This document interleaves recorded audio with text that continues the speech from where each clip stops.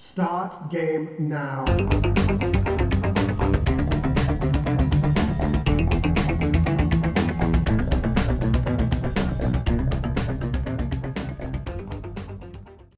Welcome, Retro Gamers, to another edition of the No Swear Gamer. You know, Ed Commander and I were having a discussion about rare and obscure stuff, and that's when Water Ski for the 7800 appeared. Yep, a little bit of a rare game here.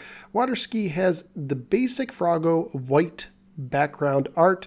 Very simple. We got a single leg skiing with a single hand. I don't know what they're attached to, but you know what we're going to do? We're going to attach this game to my Atari 7800 Pro system and just find out if Water Ski is any good or not. Let's go to the game.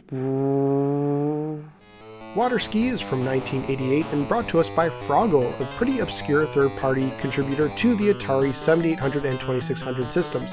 For the 2600 games, Froggo typically took a game that had previously existed, licensed it out, and changed the name and packaging and sent it back out for people to buy, not knowing that it may have been a game they'd already bought before. But for the 7800, they made original games, and two actually, this and Take Command. There were others planned, but they never came out. Water Ski is a single-player water skiing game where the goal is to go through 3 different levels while avoiding hazards and jumping off of obstacles for bonus points. You are given 4 tries in order to do this, but there are no continues. Once you make it to another level, you'll restart at that level when you die. However, you always start at the beginning of the level you are on, no matter how far in you are.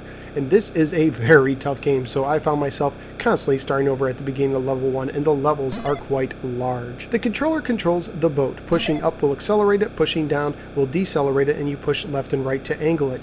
The buttons are actually used to control the water skier. You push the left button to make him go left and the right button to go right. It is a very, very interesting control scheme. There's nothing I've ever played that had this kind of control scheme, and it works okay for what they're going after. It definitely takes some getting used to, and there is quite a steep learning curve. But even without the learning curve, even once you get the controls down, there are so many obstacles in this game, you're going to find yourself crashing all the time. But thankfully, at least the boat looks good when you crash. Level 1 is called the Obstacle Salim Run, and is basically comprised of several ramps and different obstacles that get in your way, like rocks and tree stumps and so on and so forth. Level 2 really ramps up the difficulty if level 1 wasn't hard enough, and it adds sharks and alligators to the mix. So at least this game has sharks, but I never got to see them.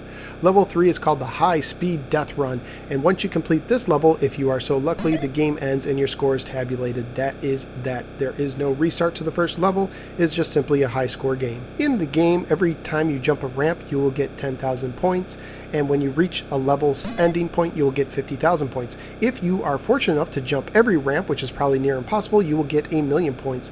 Every time you get 200,000 points, you earn an extra skier. You also get points as your boat makes its way through the obstacles. Graphically speaking, it's a little bit of a mixed bag. I thought the boat looks pretty good actually, and the skier looks okay as well, but I thought the backgrounds, like this water scenery and all the obstacles, they just kind of looked very bland, and they started to really blend in together, which is really bad because this game wants you to memorize the course, but it's really hard to memorize the course when you don't have a lot of markers to help you memorize it. There are many times when I found myself in the same dead end over and over again, and it was too late because there's no way to turn your boat around.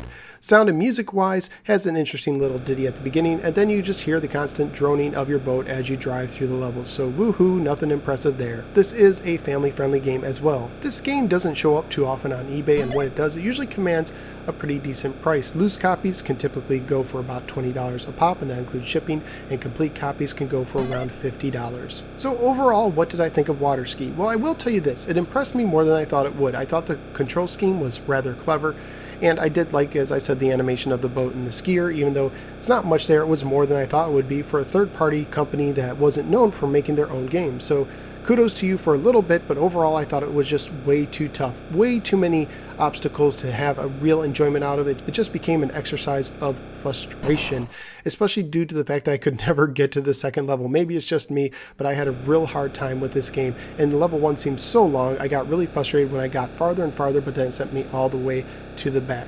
So I give it kudos for its control scheme, but overall I think I'm going to pass on this one. So where am I going to rank it? Well, it's not going to be my bottom of the barrel game. At the bottom I have Hat Trick, a hockey game that was way too easy for me to defeat and was very choppy as well, and just not much fun overall. And I actually had a little bit more enjoyment, not much, but a little bit more enjoyment with Water Ski. So Water Ski is going to become my new number 6 game. It's one that I would say pass unless you are a hardcore 7800 collector. So there you go, Water Ski, an obscure game interesting control scheme, but that's about it. Don't forget, if you enjoy videos like this, even if you don't like the games, you can click the like and subscribe button. That would mean a lot. You can also follow me on the Facebook or the Twitter. Go to either one, search for the Nose for Gamer. I totally appreciate that. Thank you all for giving me a little part of your day. Until next time, I look forward to seeing you right here on the Nose for Gamer. Take care, everyone.